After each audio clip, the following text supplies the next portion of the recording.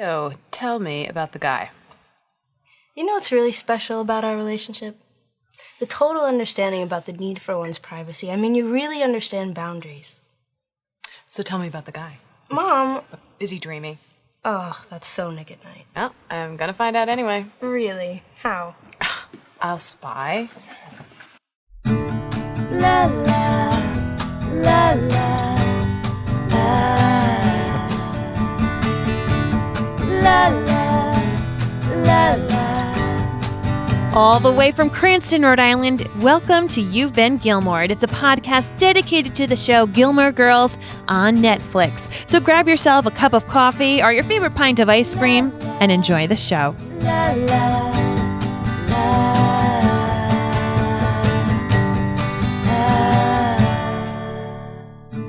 Hello, everyone, and welcome. My name is Mary Larson. My name's Blake, and I just love Luke. I love Luke. I think Really? he is the absolute best. Even though he had like 3 lines, just the way that he was introduced in this episode was perfect Luke. Do you know what I mean? I do. Even when he took it, I didn't realize, I forgot how bad his hairline is.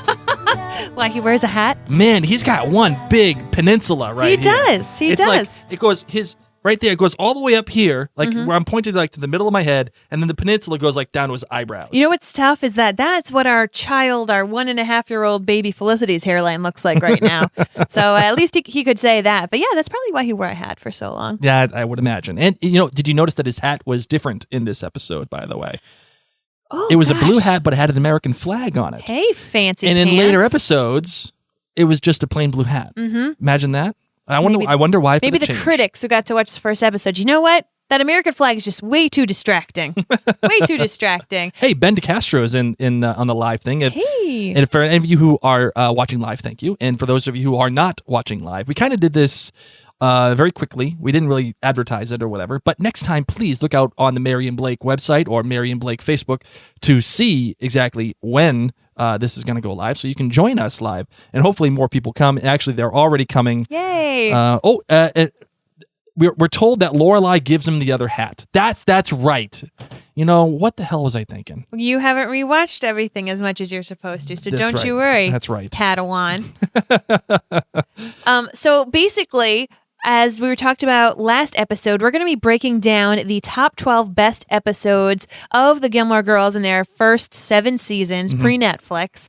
And we have decided to break it down in best episode for character, except for this one, because this is the pilot episode. And how could we start a Gilmore Girls podcast without addressing the pilot? I mean, you this have is to. what started it all. Yeah. This is what laid the foundation for the characters, for the town, for the scenarios, the family dynamics that we were going to be in. So Blake just watched the pilot for the first time, because when I was watching Gilmore Girls during my pregnancy, he didn't start to tune in until a little while later. So as we were rewatching it a couple hours ago, I said, Blake, this is your first pilot. Like, you don't even know why Friday night dinners began. Correct. You don't even know how many cups of coffee Lorelei really drinks before she gets to Luke's in the morning.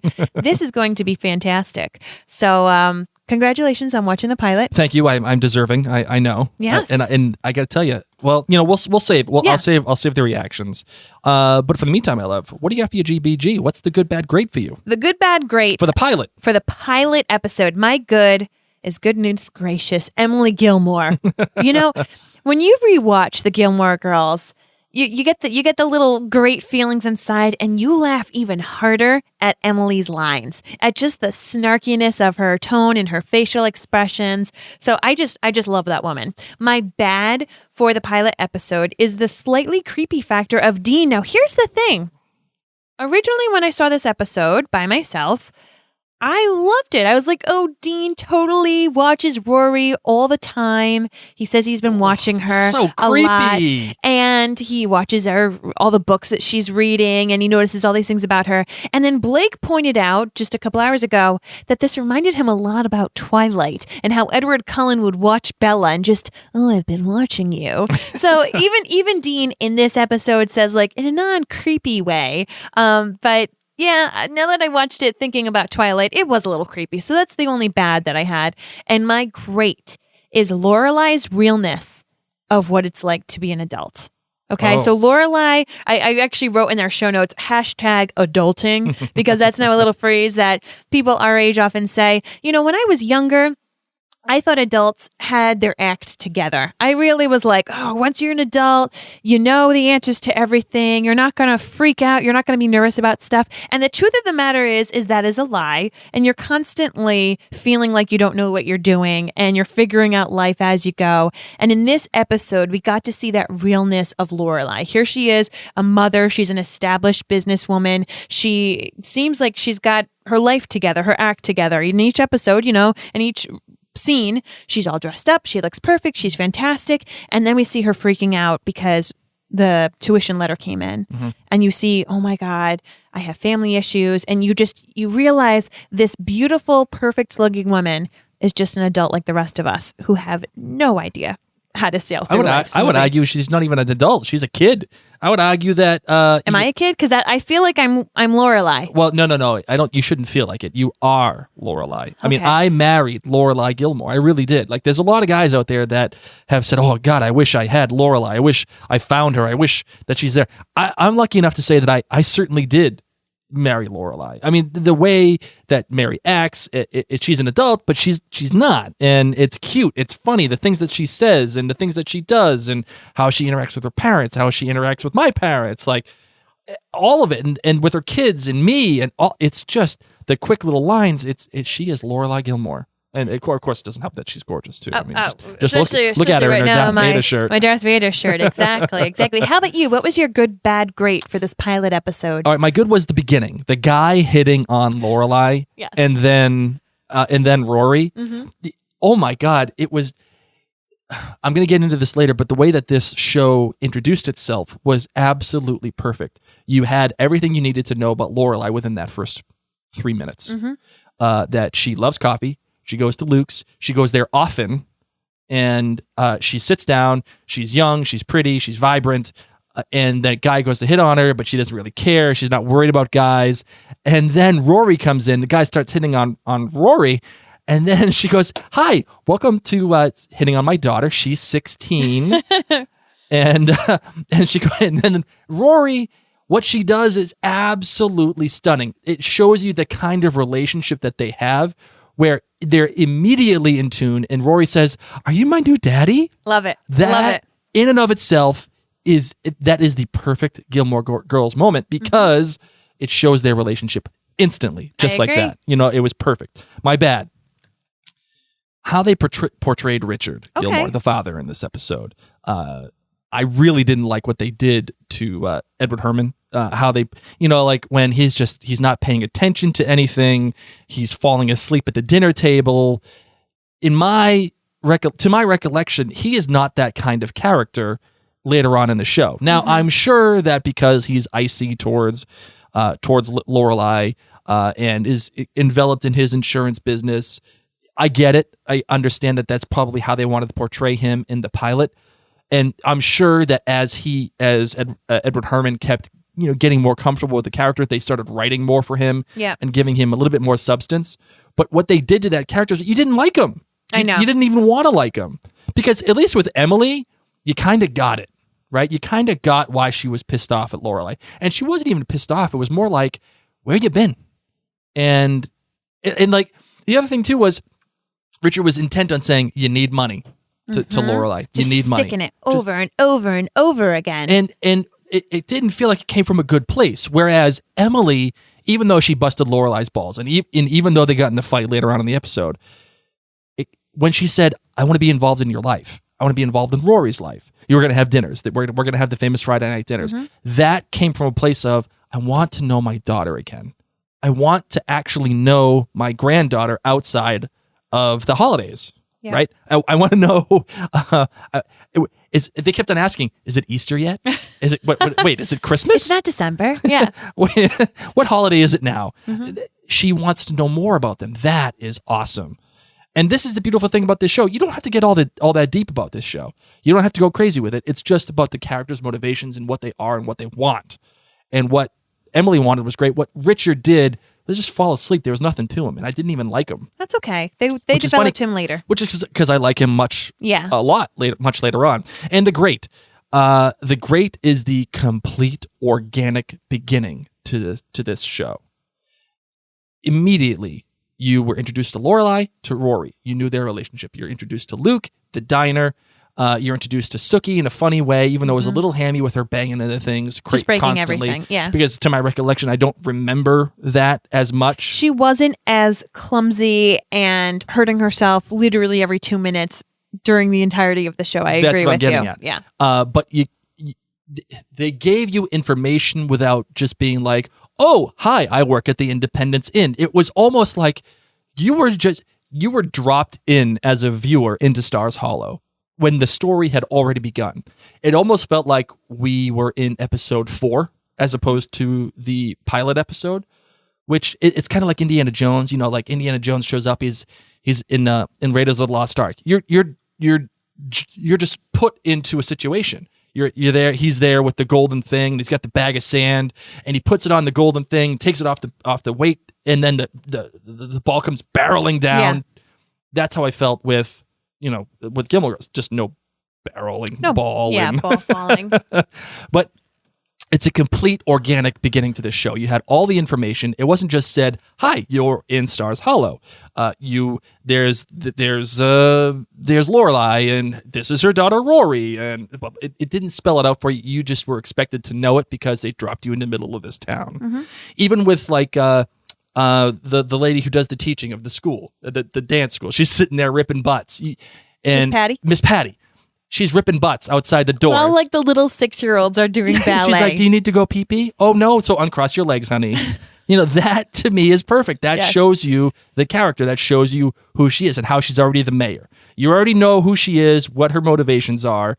It's fantastic. Mm-hmm. And that was my great about this. You were just dropped in, and it was a completely organic beginning to this show.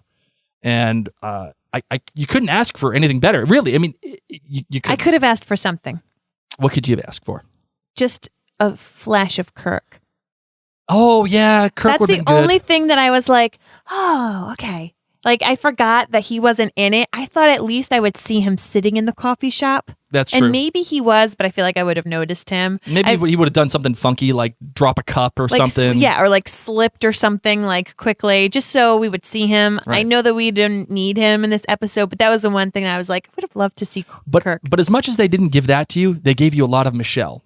Yes. And Michelle was great because you could tell that instantly he pretends that he hates his job, but he kind of loves it. And he pretends, he says to Lorelai, I despise you. I love it. I'm totally going to do the worst French accent this entire podcast. You can't even say Michelle. I said Michelle. Whatever. I know. Michelle. And he goes, I despise you. And the back and forth that he and Lorelai have when she's making fun of his accent. She's like, I'm going to keep talking like this until you look at Rory's French paper. Mm-hmm. Like that was, again, it's an organic relationship. It doesn't have to be spelled out for you. Mm-hmm. It is what it is. And you as the viewer have to keep up with it. And I got to tell you, at this time, what is this? 2000, maybe 99 to 2000? Shows weren't like that at that point.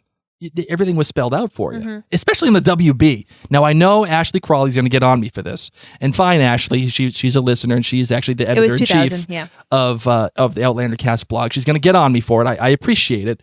But it was a WB. I mean, it was a relatively fledgling network that had just begun not too far from this episode airing. And what are we getting at, right? So anyway, my love, are you ready to get into the show? Yeah. All right, let's. Well, actually, do we have a coffee rating? Yeah, you want to do coffee ratings? I do. Okay, let's do coffee. What do you got for your coffee rating? My coffee rating, 1 out of 5 would be a solid 4. A solid 4. I want to come back for more. It's not something that I need to, oh my God, I can't wait to see what happens next week. I mean, knowing what it is, knowing that it's like a happy, awesome, great, happy show, I'm on board. A solid, good 4. How about you? Wow. I am totally surprised. That I didn't give it a 5? No, that I'm going higher than you. Oh, this may go down in history. Pigs might be flying right now. I can't believe this. I'm giving it a 4.7. 4.7 That's pretty cups much of coffee. your 5. That's basically a 5. And the reason why it doesn't get a 5 is because of how they treated Richard. Okay. He's a better character than that, and you should have got more of his warmth. He didn't have to be warm to Lorelai, but he did have to show something to Emily about Lorelai, in my opinion. Like, he actually cared, that he wasn't just like upset with her, pissed off. Yes, I'm sure he's pissed off because of Christopher and Lorelai leaving, and he's probably hurt. You need money, don't you? All that stuff, I get it. But we got enough snarkiness from Emily. We didn't need it from Richard. Right, but as a dad, he didn't even show much love towards Rory. He just handed her a piece of paper. You know, he handed her the paper on the... the newspaper. It's like he didn't even care. It's one thing to not care about Lorelai. Okay. But you gotta show care and concern for your granddaughter. But on the other hand, this show being called The Gilmore Girls, we focused on the female relationships in this episode, and then they later develop Richard. Yeah. Which I'm okay with. There can't be too many things. It's only a 42-minute show. They only have so much time. I can appreciate it, but I don't think we need to sink the ship for it. So I'm happy with their 4.7. I'm saying the 4.7, in my eyes, it's probably a perfect pilot. Oh. It really is a perfect pilot. And for those of you who don't know, whenever you're doing like network television, at the time, and it's still like this now, but you know, for shows like The Leftovers or Outlander or Homeland, all those shows, they are ordered to series immediately because they're on pay cable networks. They know what they're getting into. For network television, just a regular broadcast, ABC, NBC, WB, AMC, every show has to have a pilot, which is the first episode. It's showing the executives, hey, this is the show we want to make. What do you think? Do you like it? And they base their decision to go to series off of the pilot. So what will happen is they'll show a pilot, and generally, I'd say about a month or two later, then they'll get into the rest of the series, because now they actually have to film it. They got the go ahead from the network. So that's why generally any episode of television that you see from the first season, the first episode is called pilot, because it's their test. Okay. So that's that. And kudos to Denise Stewart, who is watching live. Thank you, Denise. She actually gave Mary the emojis of 4 coffee cups. Oh, she also said, Blake, please don't have accents. Oh, I'm totally doing the accents. I'm going to do so many accents that you guys aren't going to know who's speaking. Well, luckily only Michelle has the accent. And Miss I'm Patty. going to talk like this from now on. All right, let's head into the recap. All right, let's do it.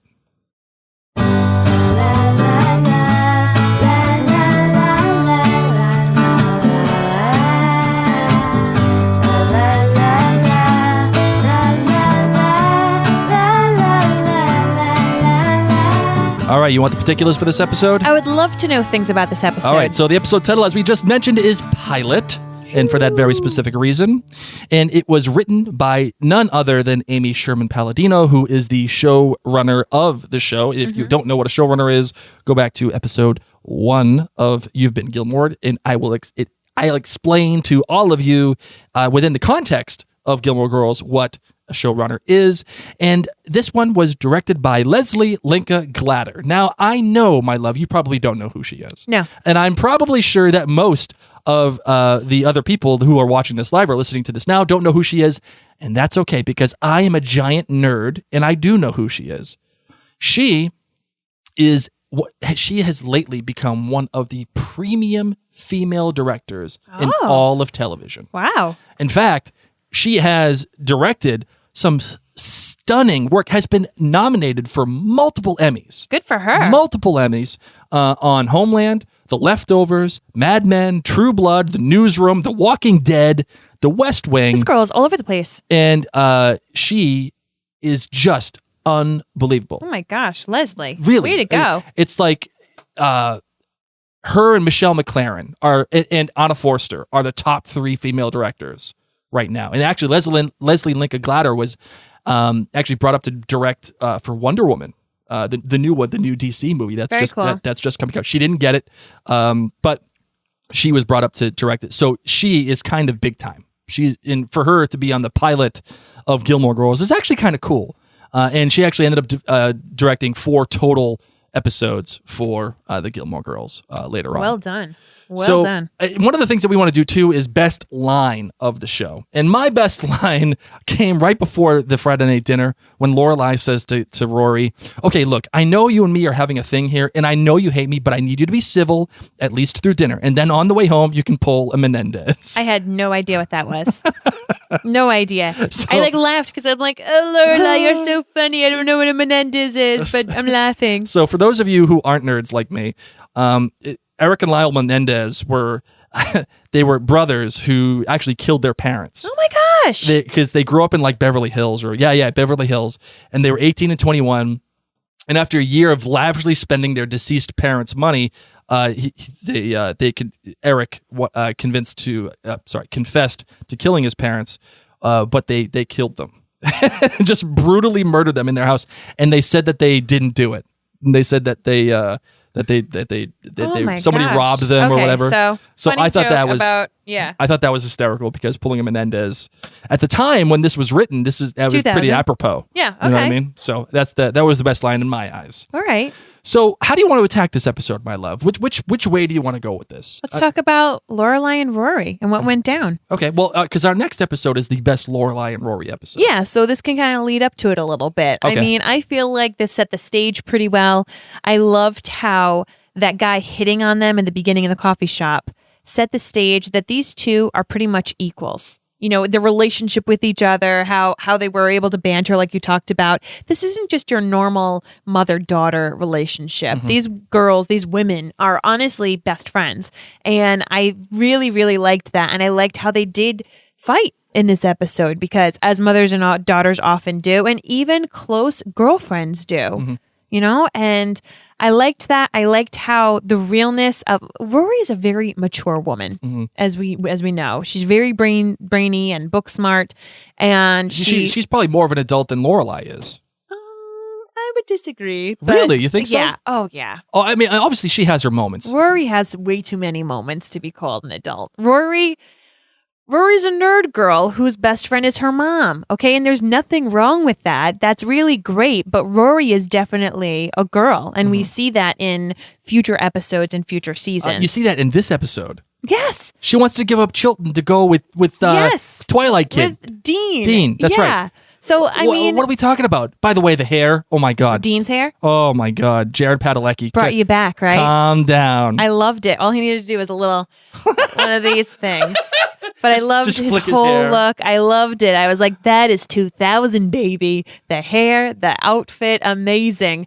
So was there anything that stood out to you about Lorelai and Rory that you found pretty unique in this episode?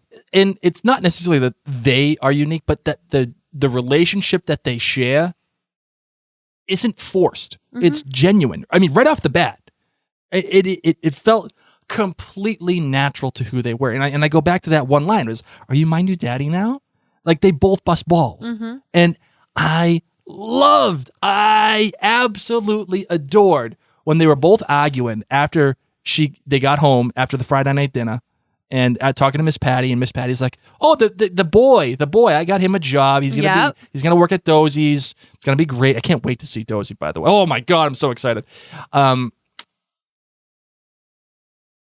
Lorelai immediately says, oh, so it's been about a boy. I'm so dense. Let me guess. Is he tall, dark, and handsome? Beautiful eyes? Is he dangerous looking? Does he ride a motorcycle? Yeah, because if you're going to throw your life away, you better have a motorcycle. That was almost the best line, because I have a motorcycle, by the way. Okay. And Mary hopefully hasn't thrown her life away quite yet. But I haven't. Of course not. Because I am tall. I'm tall, dark. She basically described me. I'm dangerous. I'm tall. I'm dark. I'm handsome. And I have a motorcycle, right? Yeah. I wouldn't say you're dangerous, though. I'm a little dangerous. In the kitchen. You know. We'll leave it there. Listen, pot calling kettle black. I didn't. Okay. Sure. I make a mean taco. I'm really good at tacos. You are good at tacos. Anyway, I know. So she describes her. She's like, yeah, because you're me. And I know. And I can't help that I know, because you're me, that is a really, I hate to use this word again, but it's an organic relationship. It just makes sense. And she's handling, it's almost like Lorelai didn't know how to argue with her daughter. This is probably one of the first times they've had. That's what I'm saying. She didn't know how, and because of that, you could tell her frustration. She even said that. She said, we pride ourselves on having a democracy relationship, and for the first time, I'm going to pull my mom card, and you are going to Chilton on Monday morning. And she so desperately does not want to become Emily. She's trying so hard to not do it. Yeah. Because she wants to, you can tell that she has been scarred indefinitely. And this is the beautiful part of this pilot. Yes, they did tell you Lorelai left. They did tell you that she got pregnant when she was 16, and all this stuff came out gradually. But they're not getting into the rough details of it. That they're allowing you to just get into there and sit with all that information, and then it will give you a little bit dribs and drabs, a little bit more, a little bit further, and that is the beautiful thing, because you can only infer what the parents actually did to Lorelai. Why she so desperately wanted to get away, get out of there. And she's like trying to, like, Lorelai is trying to impress her parents, talking about business classes, and I just got back from college and this and that. And they both know it's full of shit, and she knows it's full of it, but she's still trying to keep up appearances. And the desperate move, that, like, the resignation in her eyes when she has to say to her mother, all right, I'll come to dinner. Yep. I can't, like, listen, I may or may not have a slightly contentious relationship with my family. And the acting and the writing is spot on. Spot on. Like, you love them. You want to do the right thing. You're on Facebook Live right now. That's okay. That's okay. I'm fine with that. Because it's true. It is what it is. You love them. I do love my family. I love my family more than anything. But there are just some things that they do, and that only family can do when they really get you, when they dig it in. You find yourself just at the littlest things, just holding your fists as tight as you can, and you like that argument with their mother in the kitchen, and like, that is real. That is good. All I heard was pie. Yeah.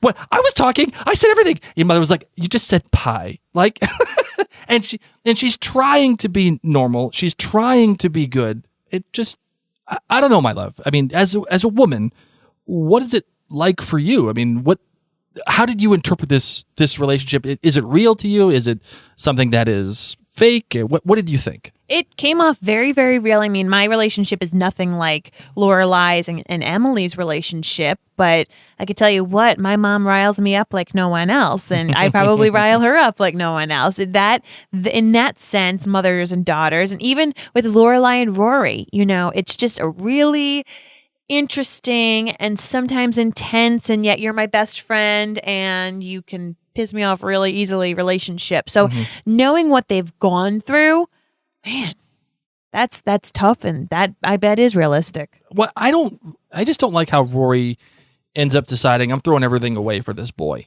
That is a 16-year-old girl thinking of it. I mean, she ends up deciding later that same night that it's not going to happen. So Rory probably would have slept on it without the Friday night dinner and still decided to go to Chilton. I think that at 16, it's hard. We're not 16 anymore. Right. And I think back to being 16, this was the first guy to be interested in Rory. And he was a hot looking guy. And he really paid attention to her. Hair. It wasn't, please, that hair was in then. It was. That hair was so in. I have to admit, I had it. Okay. See? So, of course, she might be thinking, holy smokes, I'm not leaving. I finally have a really hot guy interested in me, and he seems pretty interesting. He's talking to me about Moby Dick. Like, I don't know, but luckily she came to her senses. He doesn't give one shit about Moby Dick. Well, you're going to find out because you haven't seen what happens. But I don't know. He's going to read Moby Dick. That's because he just wants to get in on it. So what? He's at least realizing he notices something about her. Seth Meyers had a great skit talking about Donald Trump the other day, where it was, it's kind of like dating a girl. You tell her that she asks you to go apple picking, and you say yes because you want to convince her that you like apple picking and that you like the whole deal. But you hate apple picking. And once you start really dating, no more apple picking ever again because apple picking sucks. Oh my God, stop it. I love apple picking. I mean, oddly enough, I actually like apple picking too. But I think for the most part, no guy or even a girl, none of them want to really go apple picking, right? It is what it is. I don't know. What do I know? I'm just a You know jabroni. nothing, Jon Snow. Apparently not. So what else stood out to you about this episode? Because I think we are coming on. We're at a half-hour mark already. All right. Well, I think the only other things that really stood out to me is I loved Luke. I loved how he told it as it was. You know, red meat will kill you. How many cups of coffee? And he tells Rory, listen, don't be like your mom. Don't do it. And I almost played that clip at the beginning of the episode too, because.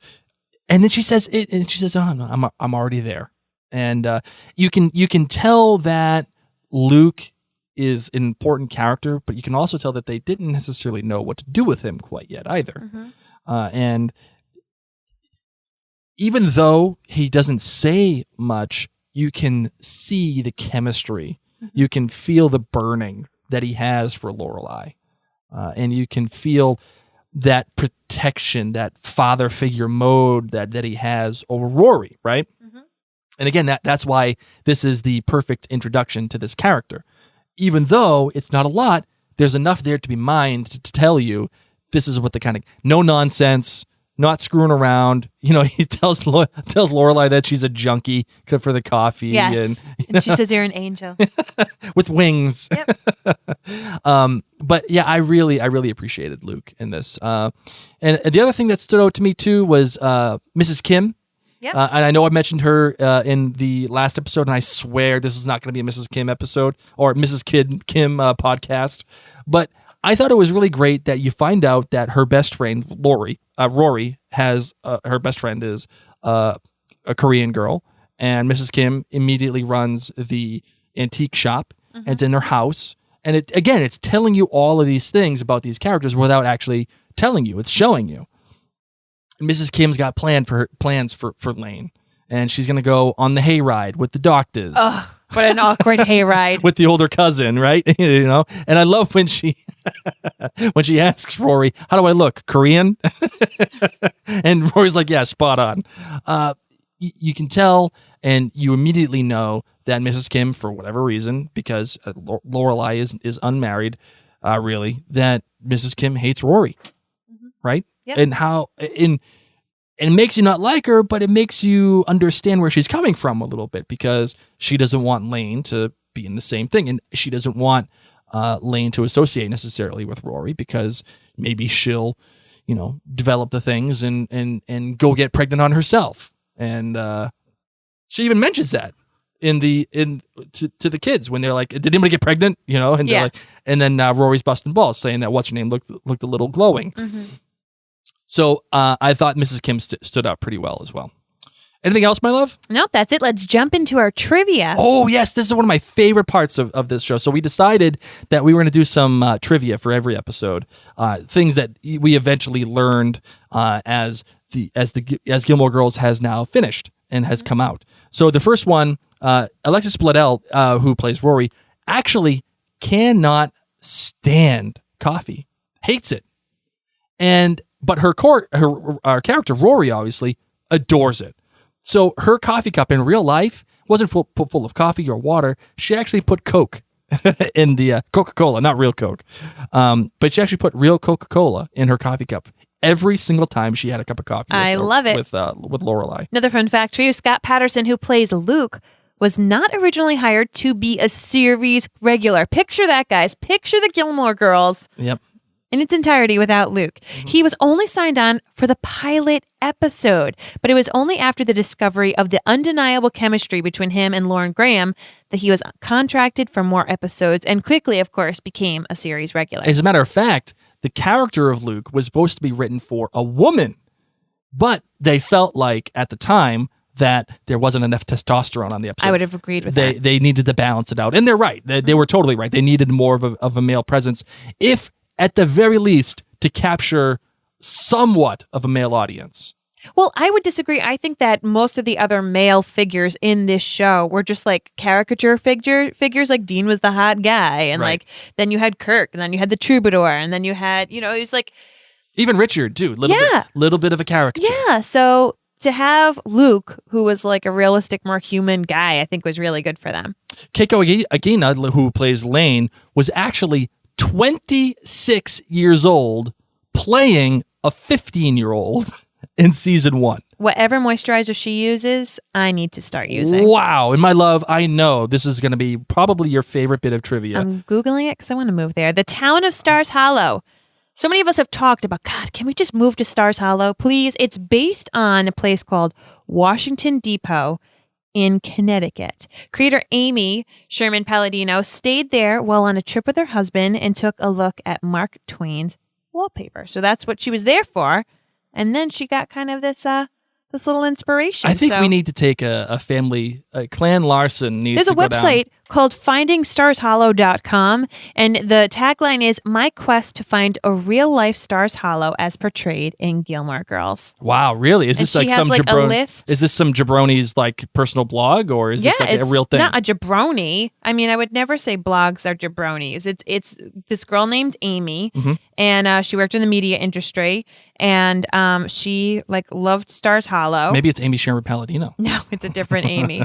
But she has a literal master list of towns like Stars Hollow. Wow. She scoured blogs, articles, and forums, taking notes from real Connecticut residents and other Gilmore Girls fans who were also on a similar quest.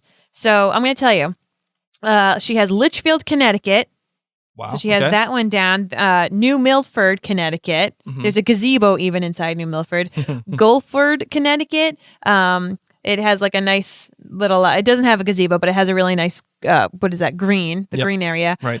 Washington Depot, I mean, the actual town that inspired it. So, whatever. I They win. think Clan Larson needs to take a day trip down to Washington Depot. And then there's Kent, Connecticut, where everything is magical when it snows. Oh. Yeah. So I love magic. we definitely need to take a trip to Washington Depot. It was like what, sweetheart? It's like magic. Where is it? It's like magic, says Harry Potter. Wizard, Harry. There you go. There it is. Yeah, the actual quote from Amy Sherman Palladino said, "I went on vacation to Connecticut because I wanted to see Mark Twain's house. I stayed at an inn, and it was very charming. In a tiny town, and everyone seemed to know each other. And there was a pumpkin patch across the street." So we definitely are going to be taking a trip there. Any final thoughts on this episode, Like Blake? magic. You're a wizard, Harry. Love it. Yeah. Love it. Final thoughts. I was really impressed by this pilot. Even though it's a little dated and you can tell that it was shot in the late 90s, the hairstyles and the clothing and the fashion, I think it's held up well to today's standards. I think the writing is even though this is the pilot, the writing is spot on. The introduction to characters, the quick dialogue, the witty dialogue, it just sucks you in, and I can see why immediately people fell in love with this show. I get it. I really, honest to God, I get it. How about you, my love? What are your final thoughts? I'm just excited to watch everything. I mean, even before we watched the pilot together, we rewatched the trailer for the new episodes. Oh, yeah. And these people are like family, and I'm really happy. We talked about how this podcast couldn't come at a better time. Our nation is really going through a lot of emotional, tough stuff right now. And to have such an uplifting show and a heartwarming show, and you get to see a lot of friends and family this time of year. And it's like the Gilmore Girls and their friends and their family are our family. So I feel like being able to just rewatch this and talk about it and share things with all of you listening, it's like a big family reunion. Right. And I actually wanted to echo a statement that I actually read. I know there's been a lot of things going on with the election, a lot of people protesting, and there's a lot of hate going on right now. And if I can just contribute one little bit of warmth to this entire situation, I would quote Mark Duplass, who is a very intelligent and funny writer, producer, director. He ended up saying, no matter who was elected, everybody is nobody is forcing anybody to do anything. You can be a good person. You can make good choices. In the end, we will all come back to being us in finding our humanity. So even though you may be upset, or even though you may be extremely happy, just be normal. Just be who you are. Find the love that you have within yourself, and let's move together on as a country. I think now's a great time to play some music. Let's do it. Let's close out the show.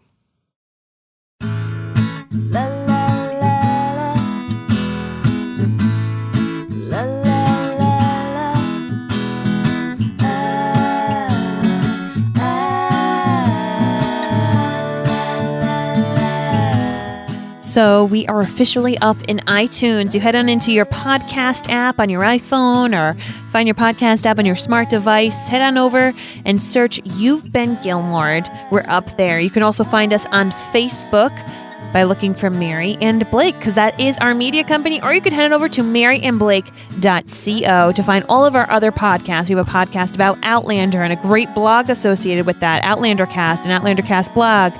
We have a podcast about parenting called Parent Cast. The Leftovers, we have a podcast about called The Living Reminders. And if you just happen to live in New England, just like the Gilmore Girls, I have a podcast with my friend Ben called Wicked Roadie. You can find all of this and more at maryandblake.co. Until next time, ladies and gentlemen, I'm Mary Larson. My name's Blake. And you've been listening to You've Been Gilmored. You've Been Gilmored is a production of Mary and Blake Media. Anything we say, please don't sue us for, because we have no bloody idea what we're talking about pretty much at any time. We just like to watch TV and talk fast. So don't sue us. That's the thing, I suppose. Yeah. Because I can't afford it. I can afford a cup of coffee. That's about it. Not a vat of coffee. Just one. Unless you go to Luke's, we get it for free. That'd be good. That'd be great. Once again, this is a production of Mary and Blake Media.